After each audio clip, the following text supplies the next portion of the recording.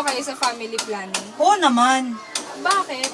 Kasi yung family planning, ito yung mag-aano sa'yo na kung susundan mo ba agad yung bata. Kasi ako naging 3 na yung anak ko.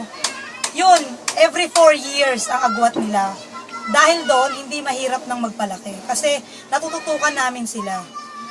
Para sa inyo po, ano yung magandang maidudulot ng family planning? Malaki may tutulot ito, lalo na sa amin. Katulad niyan, paghirap ngayon, hindi ka kagad mag-aanak dahil alam mo mahirap. Maganda nga tong family planning na to eh. Dahil dito, na bibigay namin yung pangangailangan ng mga bata, at dahil dito sa family planning na to, meron tayong center ngayon na ibinibigay nila ng libre sa amin.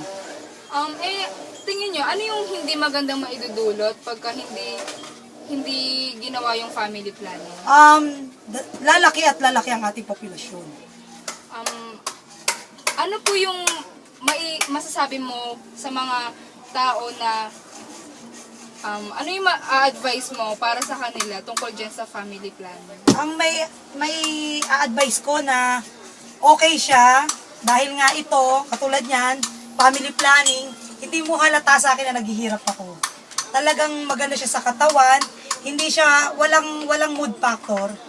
Maganda siya, maganda. Tapos, ang kagandahan nito, hindi ka mag-iisip na, kasi siya, safe. Yun, safe. Sige po, thank you po. Okay, thank you.